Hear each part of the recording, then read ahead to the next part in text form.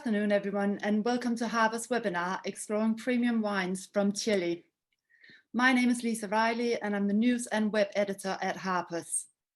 I'd like to start by thanking our sponsors, Concha, whose support allows us to do this.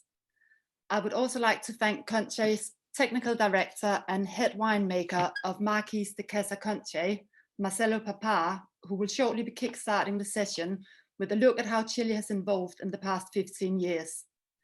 And joining him in the panel today is wine consultant, South American specialist, writer and master of wine, Alistair, Jason Millar, director of Theatre of Wine, and Majestic buyer, Aylmer. The webinar is going to run for about an hour and we're going to cover as much ground as possible. Towards the end, there'll be a 15-minute Q&A with questions submitted by the audience. Please submit your questions using the Q&A button rather than the chat option to avoid your question being lost. If for any reason you'd rather I don't say who the question is from, then please make sure to use the anonymously button within the message. Okay, we have a lot to get through today, so without further ado, I'd like to hand over to Marcelo, who's going to give us an overview of what has changed over the past 10 to 15 years in Chile to help it produce such good quality wines. Marcelo, over to you. Thank you, Lisa. Good evening, everybody. Hi, Alistair, Jason, and Joe. Thank you very much to share with us this hour of conversation that I think that we will enjoy pretty much also with the guys that are connected. So, in reference of your questions, Lisa, what happened in Chile? I was thinking about it, and I think I separate the answer in three eras or in three times. I think Chile in the 50s, in the 60s, it was very focused on the local market. We are not exporting. There are some wineries that export a couple of bottles, but the real focus of the country was in the local market. So with very old-fashioned style of wines, very classic varieties.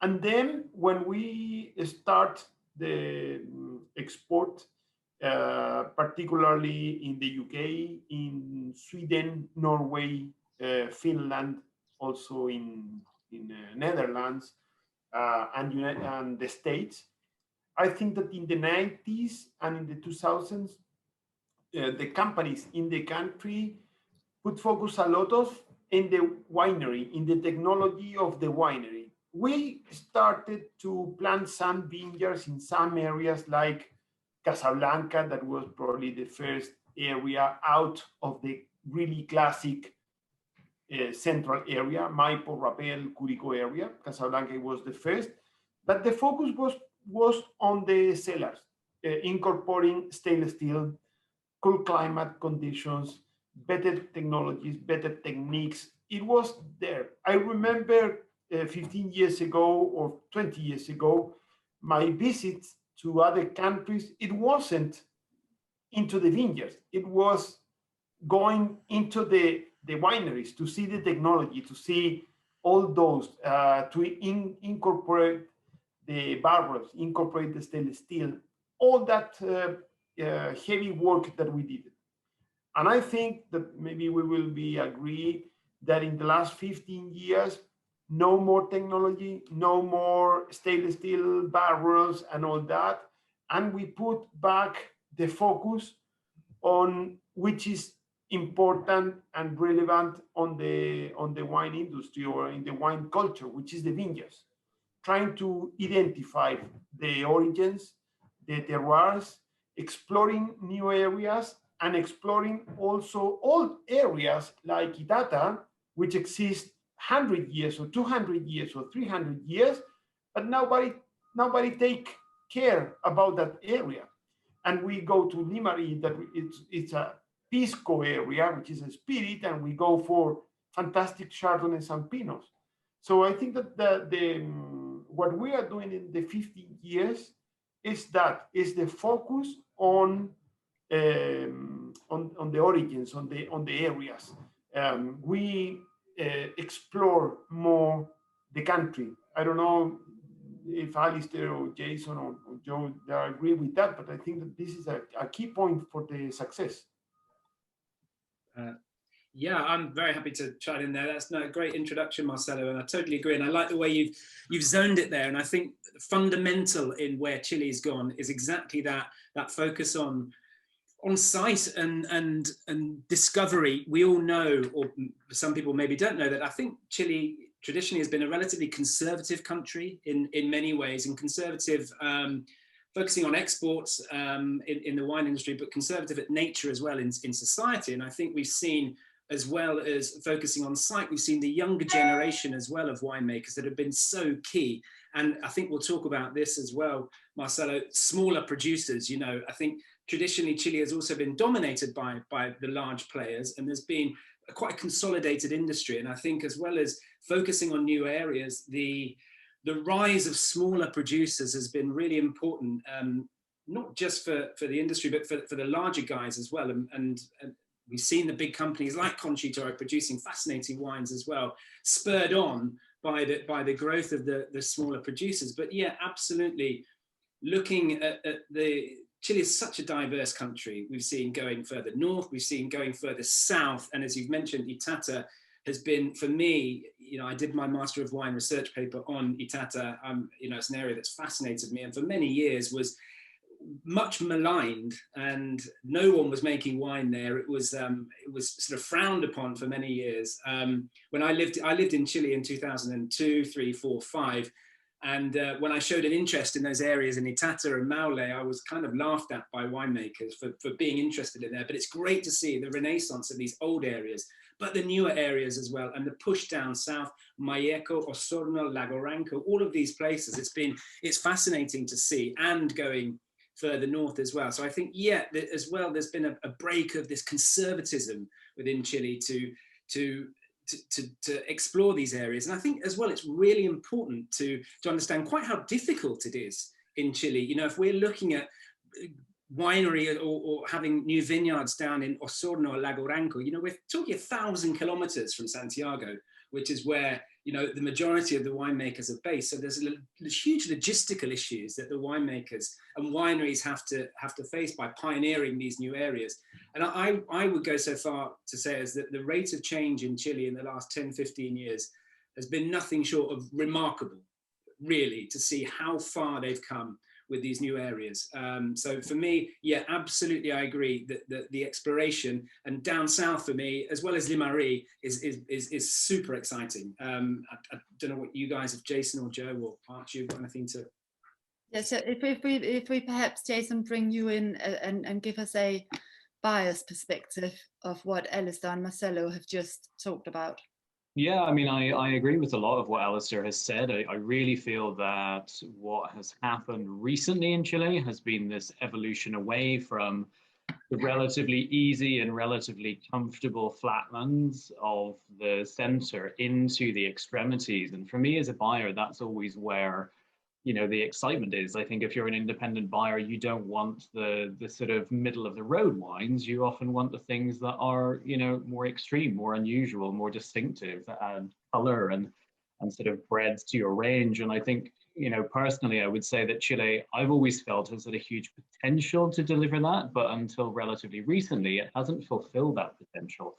So there's something both frustrating and tantalizing about looking at a country with all of the opportunities that Chile has and seeing them not being fulfilled. And I would say, when I was doing, you know, tastings with consumers and customers, that was a very sort of common feeling, that not enough was being done to really explore the exciting areas. And I'm pleased to see that that's changing. I think, you know, as Ali said, the rise of sort of smaller producers has been very important in that, because it has started to create a sense of, I think, distinctiveness and dynamism within Chile, which has been dominated by large producers, which has been dominated by brands more than by growers. And I think that's a big, very significant step in terms of premiumizing and diversifying what Chile has to offer.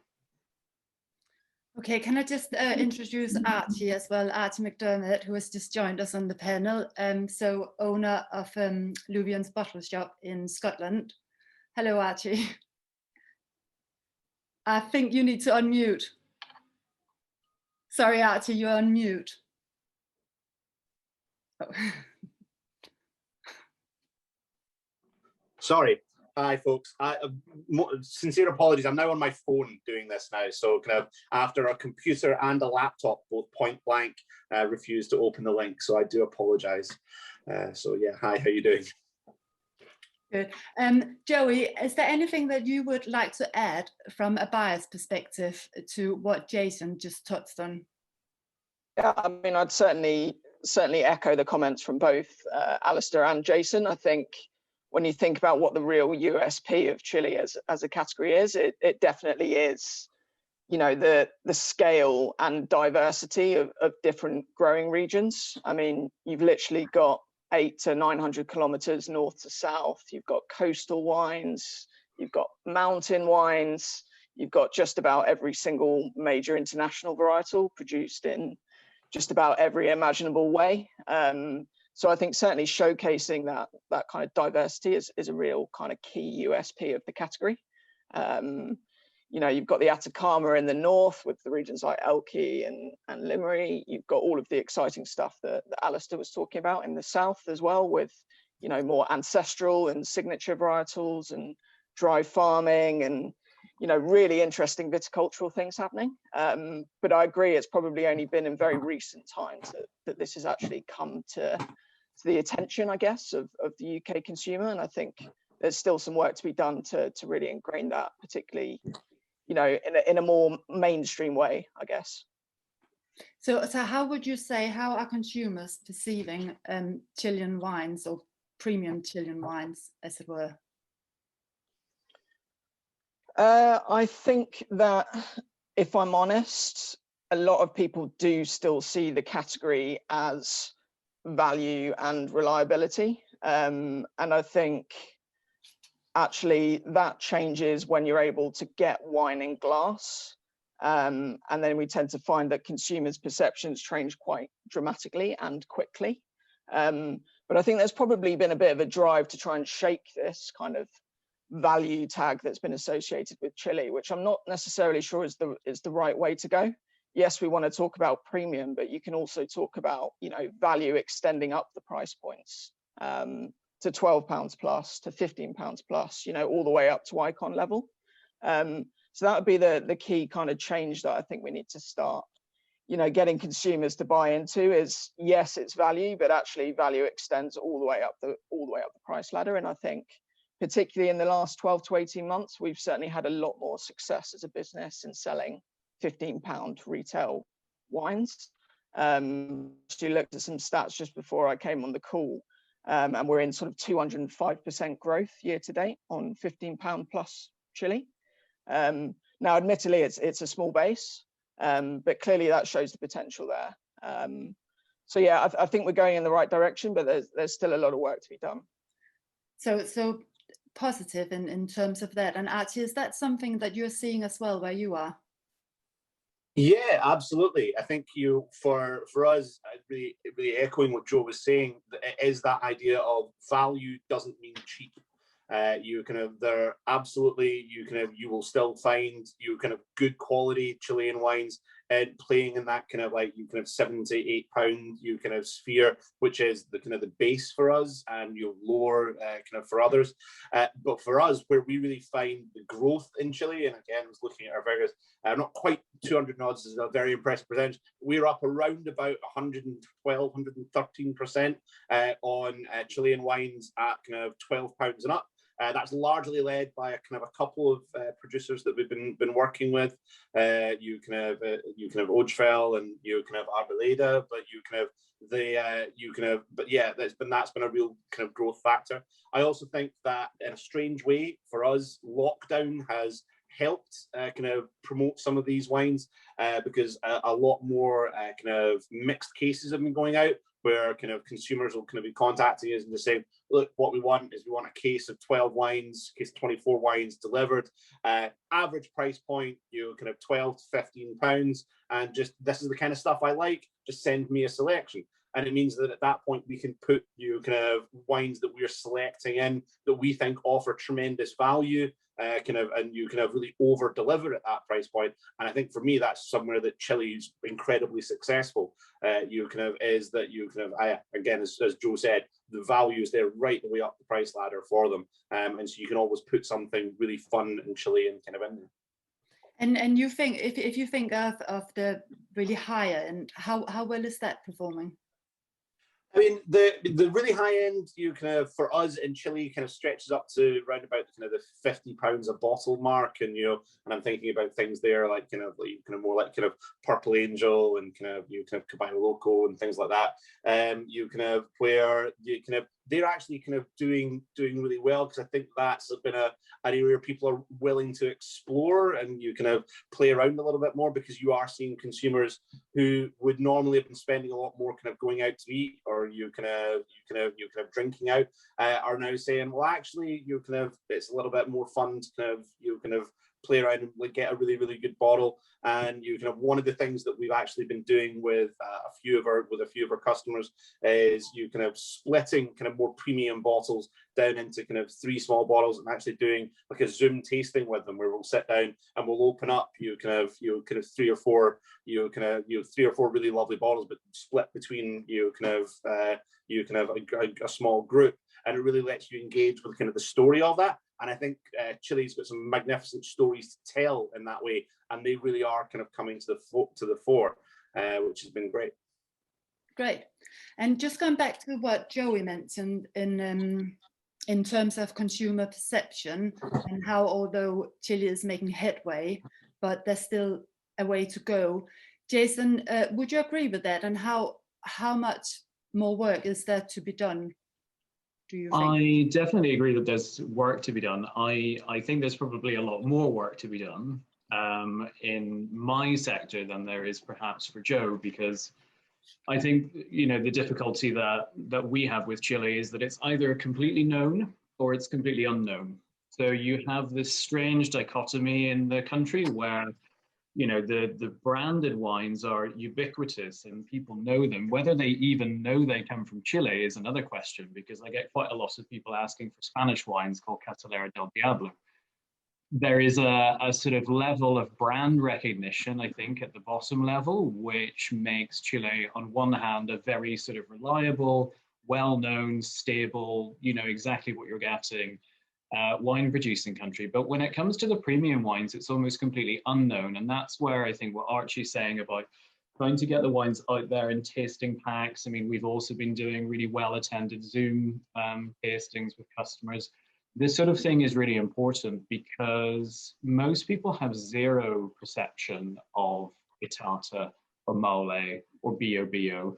They don't know where they are. They don't know what to expect from the wines. I mean, I'm not even sure that I know what to expect from those wines, because it's such an experimental period of kind of, exploring what those areas can deliver, that they really are hand sells. And that's quite tricky, I think, because with what we do, for example, a lot of customers are quite Europhile. So they will be very into Burgundy, or they'll be very into, Spain or Italy and so on. And what you really have to do there is say, no, don't buy this Chianti.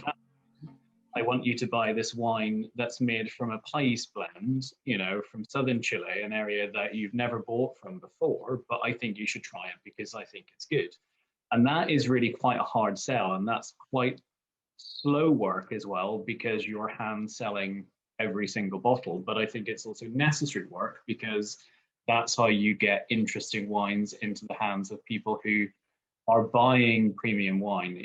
That's not a homogenous category. It's not just that there are people out there who always spend £15 in a bottle of wine.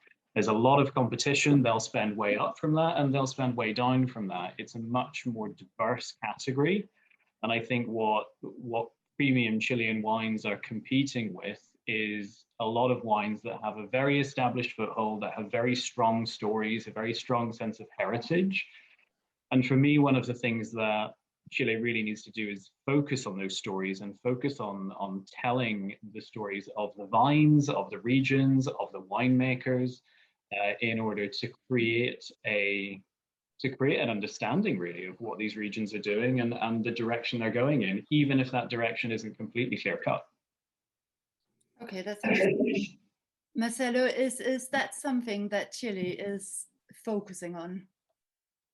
Yeah, Lisa, just one thing before to go to that question, that maybe a kind of a breaking point to this, to explore in terms of diversity and different style of wines and all that. I remember that might be 15 years ago, more or less, Tim Atkin, which is a fantastic critic and very friend of Chile and South America, make it a kind of a article, and he mentioned that Chile is like a Volvo, and in the sense that the Volvo cars are very safe, very good cars, but sometimes a little bit boring. And that one for us, for Chileans, push in order to explore more, to go and take a little bit more risk in terms of winemaking, in terms of areas and all that. So I think that I think is an important point in our story. And the rest, we are working with the very new areas that we need to consolidate. For example, the Maipo region, we are doing Cabernet for 150 years. And other areas in the central area also. So for that reason, probably are the classic areas where we are more located. But in the Limarí region, which is a Pisco area that we produce spirits, the first Chardonnays and Pinot Noir was planted probably 20 years ago. It's not a long time.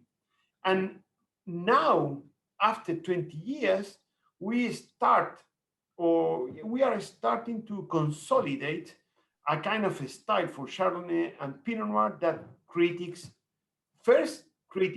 journalists, then the consumers, of course, are starting to recognize that there are something very interesting in that place. So when you talk about Burgundy, they're doing wine for 1,000 years, and people recognize critics, journalists, and consumers.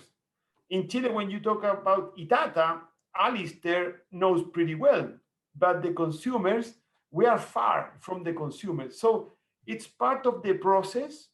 We are a young country that, as Alistair said, we are pretty conservative. So for many, many years, we was concentrated on the central area, and now we are exploding. So that it's gonna take time. Is in the wine industry, nothing is from one day to the next day. It takes time. People first, the winemakers, the viticulture people needs to understand the area, they understand the varieties that we need to go, understand the winemaking process, and then the way to promote. And then are coming the journalists, the critics, and then the consumers. So it's a long way, but I think that it could be a very successful way, because Chile has a amazing diversity. Amazing. We are cultivating grapes today in 1,500 kilometers from the Atacama Desert, from Tara, Huasco, and that area, and to the Lago Ranco. So it's even more, almost 2,000, from north, south coast to Andes Mountains. So the diversity of the countries is huge, and we need to consolidate styles to arrive with a more simple propose, complex propose, but simple propose to the consumers to understand what they are getting when they go and buy a bottle of Chilean wine. Sure. Okay, and I think bringing Jason back in, he would like to add something to what Marcelo just said. Yeah, I completely agree. Honestly, I find it very encouraging to hear people talking about these things taking a longer time, because I feel like sometimes when we have conversations about premiumization and so on, it's really about how we can increase our bottle price relatively quickly. And of course, that's not really what true premiumization is. It's about creating a very deep sense of value within the wine. So by referring to Burgundy and so on, I'm not even necessarily speaking about it as a model, but I think it's really the field that you're playing in, and that's the competition that you're going to deal with in that premium sphere. And so I think it is important to really focus on exploring and experimenting and trying to find the identities of these regions organically, because in some ways, I think the temptation is to follow whatever the current fashion is. So if the fashion in the 90s was for Bordeaux blends and so on, then that fashion has been consolidated. If the fashion now is for, 11.5% Sanso, or if it's for Carignan or something like that, then focusing on that now, I think, can give you a sort of immediate return, but it might not necessarily be the route to a long-term premiumization of Chilean wine. And I think focusing on what particular regions do well and thinking about it with a longer view is really important, because I don't think any wine region really premiumizes if it is subject solely to fashion. And I think that's something that, for example, we can see a little bit with the very rapid turnaround in styles in certain parts of Australia, for example, about 10 years ago. Alistair, have you got anything to add to that? Yeah, I do. And I think you've both, Marcelo and Jason, have hit the nail on the head there. We do need to get this message across to the consumer as to what these new areas are. And I think it's actually almost, I go to Chile in a normal world, I'm over there sort of twice a year. And every time I go, it can be 6 months later, I'm finding new projects, there's new plantings, there's new things happening. The rate of change is scintillating, actually. And I think there's so many things going on. Marcelo touched on it there, what's happening and Marcelo's been key in doing this, along with other winemakers, Sebastian Labe and Emily Faulkner from Carmen and Santa Rita, into, mustn't forget Cabernet Sauvignon. Cabernet Sauvignon is done exceptionally well, and this new style of Cabernet that's coming from Maipo. We haven't even talked about Carmener yet. Carmener from Pioma is really beginning to. Carmener in Chile is finally beginning to find its feet. We're seeing great Sauvignons, Rieslings, Pinot Noir, Chardonnays from down south. There's so many messages to try and get across, and it is extremely exciting. And this comes to Jason's point, in a way, as to thinking towards the future and not just thinking in the short term, trend driven sort of cycles that we find in the zeitgeist of the wine world. I think it's a very complex proposition, because there is so much going on. But what I'm seeing actually finally is that there are these, rethinking of the traditional styles. By traditional, I'm thinking Cabernet and Carmener, the resurgence, how Syrah is doing. There are so many messages to get across that it can be a bit overwhelming. And I think one thing that Chile has got wrong in the past, that I think we're beginning to see corrected, is their zoning, is their denominations. I think that hasn't been something that's been particularly well done in the past. It's been based more on political borders rather than being terroir driven. And I think we've seen that in 2018, we had 4 new DOs which were based on terroir. I think we had, I can't remember, Licanten, La Barca, Apalta, and there's one more, I can't remember off the top of my head. And I think beginning to focus on what these areas can do well, it's a long haul proposition to, what does well where. It's very easy to get caught up in the excitement of these new wines. I've got some fascinating wines that have arrived today from Malleco, from all over Chile. They're constantly arriving at my house, and they're very exciting. And we need to think, long term, how can we convey this to the consumer? And I think it is, focusing on what does well where, and then trying to get that message across, and not get caught up in the excitement. But what I am seeing is that they're focusing not on, it is much more in the long term now, wineries are thinking, and that is good. And it will just be a slow burn. It will be a slow process. But the signs of what's happening in the vineyard, which is the most important thing, is very, very exciting, looking towards the future.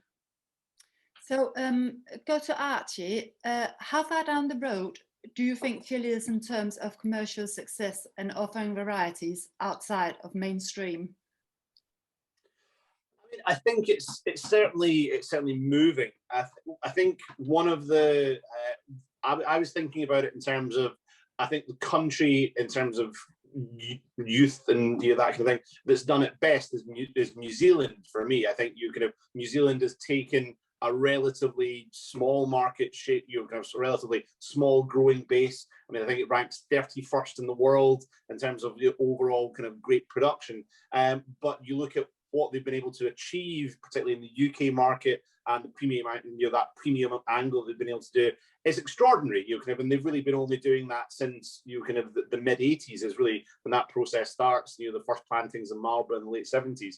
And so if you look at it on a time scale there, what they've been able to do is incredibly fast. It's really been 35 years.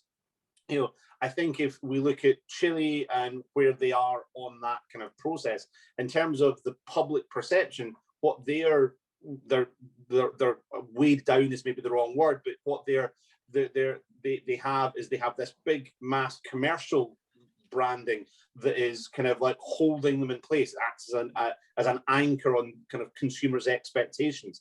And so for me, I think we are maybe kind of still 10, 15 years away from kind of consumers regularly looking at kind of specific Chilean regions, specific Chilean stories, and saying, right, this is something that I'm going to kind of actively seek out and that I'm aware of in kind of wider consciousness. But if we're just talking about the kind of people who kind of read Harpers, or the kind of people who kind of read other wine magazines, then I don't think we're actually very far away at all. I think if you look at some of the awards that some of the wines from Chile has been picking up in that kind of premium kind of sector, then it's undeniable how great some of these wines are, and you are finding people kind of coming looking for them, and kind of so I think the kind of the trend setters, I think, are already there. I think that they're there, and and the challenge now is for that broadening that out, making that part of the wider kind of discussion and the kind of the broader look. And so although I'm saying that the basic Chilean wines, the more affordable everyday stuff, weigh them down, they also do mean that there's a natural audience of people who, and I understand what Jason's saying, a lot of people just don't even realize that kind of a Merlot with a certain label is a Chilean wine in the first place. But it's a foot in the door, which is, I think, a lot more than a lot of regions have, and a lot of kind of countries have. So yeah, I think the long-term projects maybe 10, 15 years away. Short-term, I think, they're right on the cusp of something. Okay, so fast forward 10, 15 years, what varieties are going to be the benchmark for Chile? To put that to you, Alistair or Marcelo. Oof, well, I'll say something. Well, I've got plenty to say on this, and I'd love to hear what Marcelo's going to say. But going forward 10, 15 years, I'm just going to go back 10, 15 years, first of all, from when I lived in Chile, a little bit more than 15 years now. Goodness me, time flies. And Pinot Noir at the time was a variety that I really, it really wasn't particularly great from Chile. I'm being perfectly honest, back 20 years ago. And I look now where we are with Pinot Noir in Chile, and it's fascinating to see how far it's come. And it's a variety that I really did dismiss, in my sort of youthful ignorance, that Chile wasn't capable of producing, good or great Pinot Noirs. And I've been proved wrong. There's a small movement, but a very interesting movement of almost world-class Pinot Noirs coming from Chile now. Go forward 10, 15 years, we're going to see that be consolidated. Chardonnay, I'm pleased to say, I'm a Chardonnay freak, is really, really coming into its own. In areas, Limery is the obvious one, and Marcelo's been key in driving that, as I mentioned earlier on. Malleco, I keep talking about Malleco, it's so exciting. These sort of racy wines that are coming from down the south. I think that's exciting. So Chardonnay, Pinot Noir. I personally would love to see Sanso come to the fore a little bit more. Some of the old vine Sanso that there is in Itata is fascinating. I think that's a long shot. I'm not going to put my money on that becoming the next big thing. Syrah, we haven't talked about. Syrah, I'm a huge fan of Syrah. It grows exceptionally well in very many areas in Chile. You know, it seems to find its feet wherever it's grown, which is great. So I think Syrah will continue to grow. I could go on. We haven't even talked about Carignan, how good that could be. But again, I don't think that's a serious one for the future, but one that really, possibly more than any others, might even be sparkling wines. And I think traditionally Chile has underperformed massively with sparkling wines. And I think in the last 5 years, I've seen a handful of really interesting sparkling wines. So that's an area as well with these cooler climates that we might see some more sparkling wines. But I would like to see Sansa. I haven't even mentioned Pais either. But again, I don't think these will be great varieties that are really going to take the market by storm, but they're really important to the story of the diversity of Chile, that there is this, the older movement, the newer movement, and going forward. So yeah, I could carry on, but Marcelo, what do you think? Oh, Alistair, I think that I'm totally agree with your comments. I think that today, the varieties that are the flagships that support the industry are, of course, the Cabernet Sauvignon and the Sauvignon Blanc. And people go for the supermarket for Casillero Cab, Casillero Sauvignon Blanc, and Flight, and people like it. And we could do very good in that way, and also in some levels up. Of course, particularly with Cabernet Sauvignon. But for the next 10, 15 years, I'm completely sure and convinced that in the classic varieties, very, very classic varieties, Chardonnay and Pinot Noir, it's gonna be the star by far. I think that the improve of the quality of the top Chardonnays in the country in the last 5 years, it's amazing. What we are doing in the Limarí region with Amelia Chardonnay, with Marques Chardonnay, what is doing Tabali Winery with Chardonnay and Pinot Noir in that area, it's outstanding. It's very, very good. It's a fantastic proposal for the consumers. And what we are seeing, what we are doing in the Bio and Malleco area for Chardonnay and Pinot Noir, it's stunning. So I think that these two varieties, particularly the Pinot Noir, which is a very tough, difficult variety, when you find the way to plant the Pinot Noir in the area, then to follow the winemaking and everything, we could be very, very competitive for these two varieties that I'm completely sure that it's gonna be the stars. Of course, I would like to see some Pais, some Carignans, some Syrahs, but I think that those it's gonna be in a just back, because Pais or Sanso maybe are varieties that I think that the consumers are more not as close as Chardonnay and Pinot Noir. I think that these two varieties, Chardonnay and Pinot Noir, for the next 15 years for Chile, it's gonna be very important because we have the quality. We will get much better quality, much better wines and more wines from those areas, and consumer knows those varieties. Of course, it will come the others, but I think it are more, how do you say, niche varieties. And I think that Chardonnay and Pinot Noir, Chile, it's gonna consolidate and are top producers for those varieties. That's great, very interesting. I've still got a lot to go through, so I'm just going to move on, but I'm actually going to move back to something you said previously, Marcelo, about critical acclaim.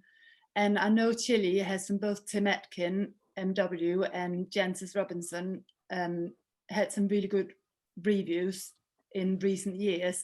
So Joey, how important do you think that is in terms of the UK consumer? How much is that helping to drive sales? I think it definitely helps in terms of perception.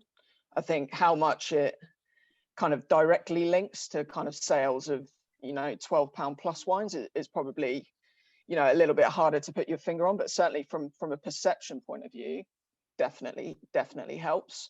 I think the key things with, you know, those particular wines and the outstanding scores that they received is certainly from a buyer's perspective, we can't turn around and say the wines aren't up to scratch, which, you know, maybe 15, 20 years ago in some instances could have been a, you know, a fair assertion. So I think that's the key thing for me, really, is that might not directly link sales, but certainly in terms of reputation, it's going to help. And really the onus is on us now as an industry to help kind of push the premium agenda forwards. And is that something, Jason, is that something you would agree with? In terms of scores and things like that, it really has very little bearing on what regular customers that we're serving buy. Unfortunately, most people don't know who Jancis Robinson is, which might sound like a sacrilegious thing to say in a wine conversation, but I'm afraid it is actually true. Most consumers who come into the shop, they don't read wine critics, they don't even read wine columns, you know, they're not that engaged with this sort of thing. And I think really, if I'm honest, the value of these reports and write-ups is actually more for the trade. You know, it's more about people getting other people excited about the wines so that they can then take them more seriously as a buying proposition. And so it becomes a kind of pyramid, because I might read something that, you know, Alistair's written on Chile and think, oh, he seems quite excited about that. That's interesting. I wonder if I should, you know, give that a go. Or I could look at something that's had a great score, you know, Tim Atkin or Jancis, and think, huh, that's funny. The last time I tasted that, I really didn't like it, but it's moved on a few vintages. Maybe I'll have another look at it. And then if it ends up, you know, in our range, then we're the ones who do the work to get that into the hands of the wine drinkers. You know, we're selling it, we're promoting it, either through the website or as a hand sell. And so I think that it's much too simplistic, really, in terms of my experience of how wine is sold, to think that high scores or even, you know, in-depth write-ups and so on really make much of an impact on the regular wine consumer who isn't part of the, you know, the 1% who subscribes to Decanter or, you know, follows things that people in the trade follow. Okay, Archie, I want to come to you now and just touch upon something Jason talked briefly about earlier. What more do you think Chile could do to engage with the Indies? It's always always interesting when people say, what more can we do? Because obviously I never like to just kind of say the same things over and over again. I think there are certainly other countries and other regions around the world who've been able to kind of capture kind of industry imagination with campaigns. And I do think there are some great campaigns out there. I look at the things that the likes of Wines of Germany have done with 31 Days of German Riesling, that the likes of Shop Rioja have done. You can have Shop and Drink Rioja, whereas you kind of, if you can get the industry's attention and focus for for a few weeks, kind of at a time, and really get them kind of thinking and engaging about it on a broad scale, that's a huge achievement. And it also really does help move the profile of that on, particularly if you can repeat it year after year. I think one of the challenges is quite often people do it 1 year or maybe for two, and then they don't see a huge bump or they don't see a mass engagement, and they'll kind of give up and they'll move on to a different strategy. And I just think back to something like Wines of Germany with the 31 Days of German Riesling. When we first started that, that was 6 years ago, we did our first one, and had a great time with it. But between now and then, our range of German Riesling has more than doubled. We're sitting at up into the kind of almost 40 different German Rieslings on the shelf, and that started at 5 or 6, and in the first year we added a couple, and then it was like a couple more, and then it becomes a kind of slightly self-fulfilling prophecy. So I think a well-run, well-engaged campaign that really gets indies thinking and talking about it makes a big difference. And also, as much as kind of backing up what was Jason saying about how it is with consumers, but also with the trade itself, getting indies actually drinking those wines and trying them, because that's a huge part of the pyramid, as he says. It is this idea of a top critic says something, and captures one or two people's imaginations. But the fact of the matter is, if you get it into a buyer's hands, a buyer's glass, then they're going to talk to 4 or 5 managers and be like, I really like this, you should try this. Those managers are then talking to kind of like 20, 30, 40, kind of like your shop floor staff, in the normal run of things. And then and then all of a sudden those shop floor staff are going to be talking to literally hundreds and hundreds of customers. And and that all started with one bottle catching one person's attention. And so I think that's the big thing, is following that down the line, kind of making sure that they have the opportunity to kind of try and to taste and to really kind of get people engaged. Okay, I think both Jason and Joe were nodding along to this. Is there anything either of you wanted to add to that? Yeah, I think it's all too easy to say, we need to educate the consumer more, but I think both Archie and Jason are absolutely correct that, it's not always looking outwards. Also, we need to kind of look within the trade itself. And I think probably all of us around this table have had conversations with others in the trade where there's perhaps a bit of kind of apathy, I'd say, towards Chilean wine, not necessarily in terms of quality, but excitement, perception, and everything else. And I think actually both Archie and Jason are absolutely correct that we need to start with the industry itself before we can expect kind of consumers to follow. So certainly agree with that point. Yeah, I think, ultimately it's about trying to convey and communicate some of this enthusiasm. And, I absolutely understand what you were saying earlier, Marcelo, about focusing on Pinot Noir, focusing on Chardonnay. And I think that's obviously got to be part of it. But I would also say that there's an element of actually just embracing a little bit the chaos and the anarchy of what is happening in Chile, because that is exciting and that is dynamic. And when you look at how, for example, the New Wave Revolution in South Africa has worked, it hasn't really been a very structured message, actually. It hasn't been look at Swartland white blends or, look at Chenin Blanc from Elgin or whatever it might be. It's been a sense that something is happening and something is dynamic and you need to pay attention. You need to create a space in your diary.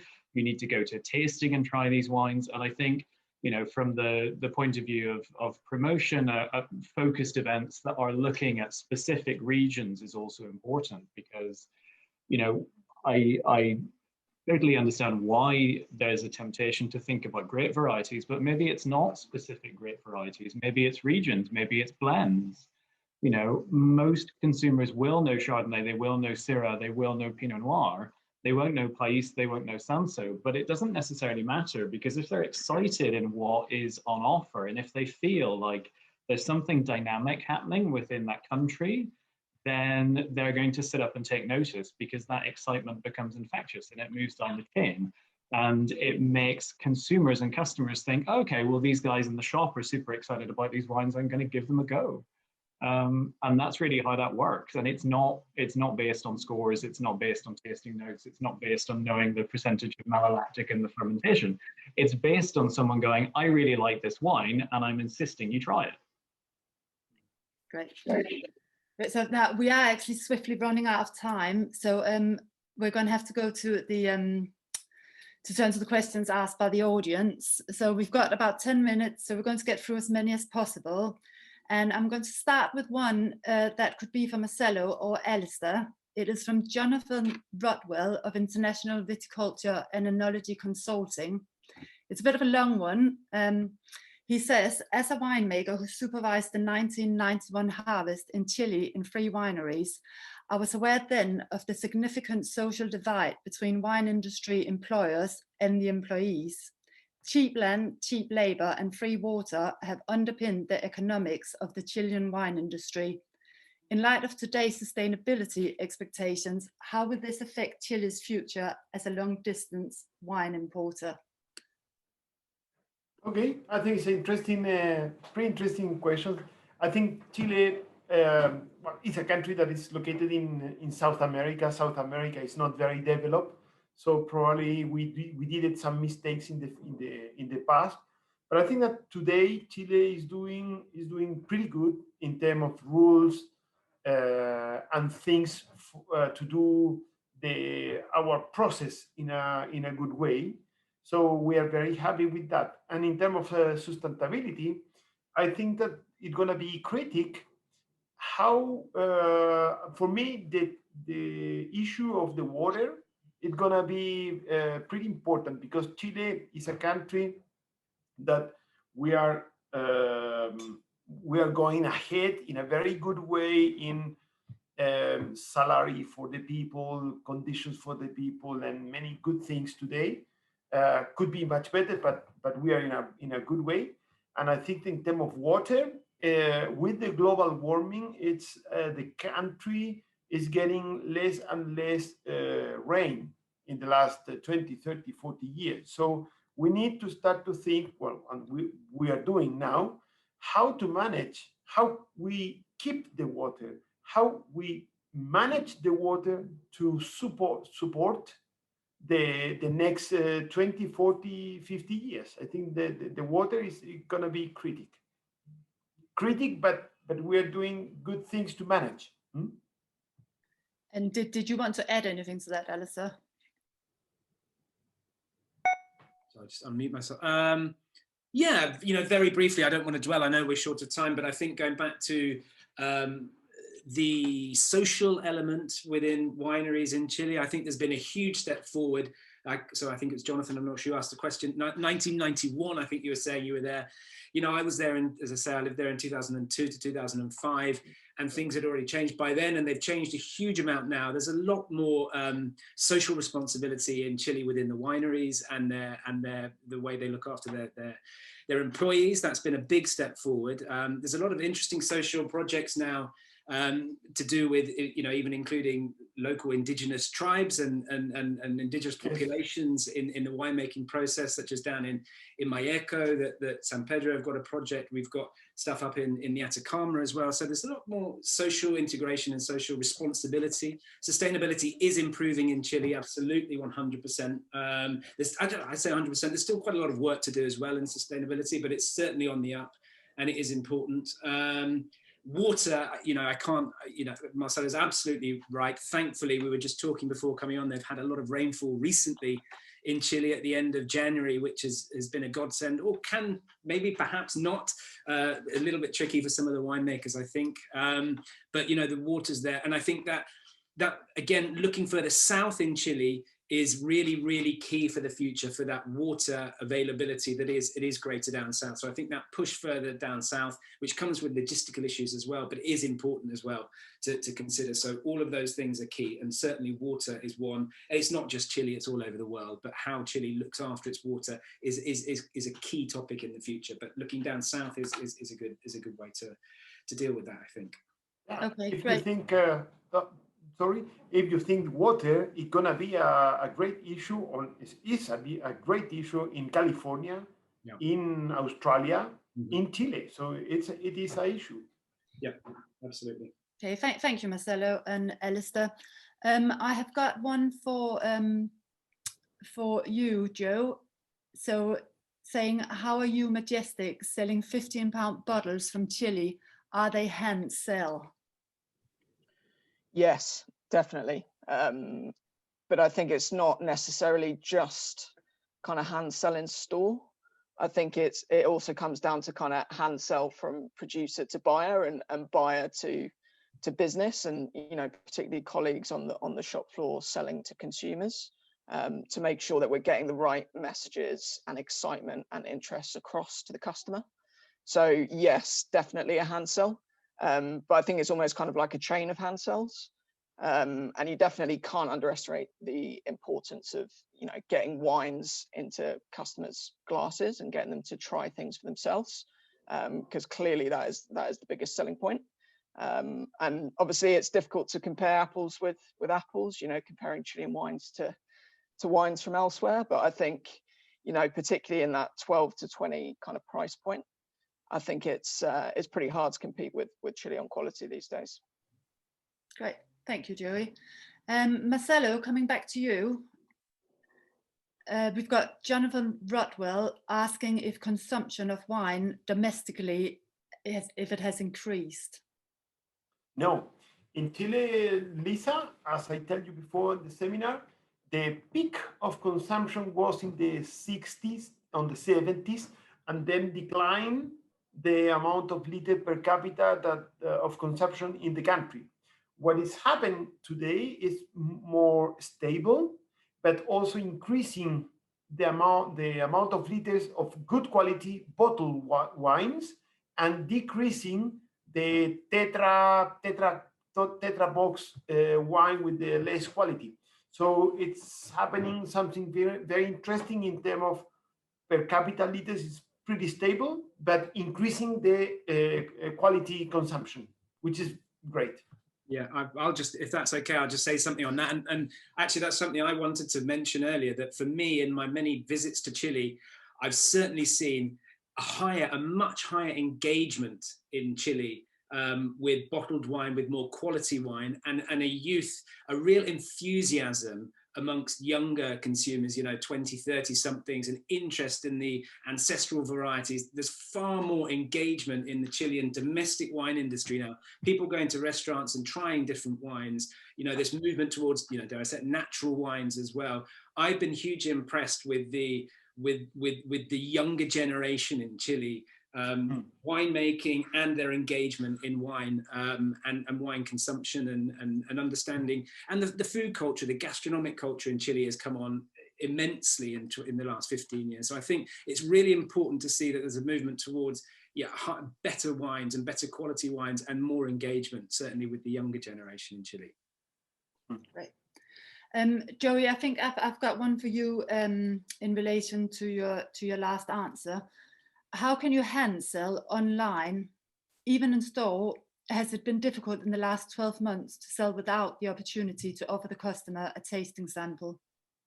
Yeah, really good question. I'd say it's very difficult, is the very short answer. And it's a reason why kind of at Majestic, we continue to see a big place for kind of traditional bricks and mortar retailing as well, because, you can't necessarily recreate tasting wine in store on the kind of online channel. Clearly that's been difficult, full stop, since kind of March last year anyway, with social distancing and everything that's happened with COVID. But we very much see a future for kind of bricks and mortar retailing with wine, because it's so experiential, and there's inevitably a limit on what experience you can get through the online channel. Clearly, there's lots that can be done in terms of assets, whether that's content, videos, whatever it is, and that's certainly helpful, but it doesn't quite recreate a kind of in-store tasting experience. So fingers crossed, hopefully within the next kind of 6 months, we can return to some sense of normality, because I think it's certainly really important, particularly when we're talking about premiumization. Yes, fingers crossed. Jason or Archie, have you got anything to add to that? Well, I'll go, Archie. Yes, yeah, I'm very after you. Yeah, I mean, obviously the big challenge for us, you kind of, as a traditional indie, has been recreating the whole reason that people come to us, is for this very kind of hand-sold experience where you know the people that you're talking to. We've lent quite heavily online into onto chat features kind of within the website, and kind of via our Facebook experience. So literally, where if you're looking on our website and you're curious about something, the ability to literally just kind of ping a message to somebody and really quite quickly kind of get an answer back. You can automate a tiny little bit of that for responses when there isn't somebody in store. But certainly if someone is shopping with us during office hours, they can ask a question about a wine and they're talking to a real person. You kind of via chat really quite quickly. That means that you can answer those questions, you can give those enthusiastic stories, you can recommend it, you can understand it. Which in many ways, I mean, our managing director, Vince, you set the shop up back in 1981, so kind of coming up on 40 years, and he talks about it as being a much more traditional grocer experience to what he remembers, is like people came in and they taught you kind of people come in and a grocer and you would make the order up with them effectively, and it was the whole thing was a conversation. And so yes, the conversation's happening via text rather than you kind of speaking, although call and collect is hugely important as well. So yeah, there are workarounds. They're not perfect. They're not as good as with everyone. Every shopkeeper in Britain, I'm sure, would be delighted to have customers back in stores sooner rather than later, as long as we can do it safely. But within the strictures that we've got just now, then yeah, there are workarounds, tough as they are to do. I will just add one thing, which is that I think over the course of COVID and pandemics and being open and being closed and being half open and half closed, I have certainly had a lot of feedback from our customers about how keen they are to get back into the shops. I mean, I think in many ways, you read a lot of things about everyone investing in online only. I actually think there's going to be a huge reappreciation of bricks and mortar retail, going back to what Joe was saying, because customers are desperate to get into the shops. They're desperate to try some wine. We are desperate to try some wine with the customers. As soon as we are able to, there is going to be a lot of tasting samples open for people to try.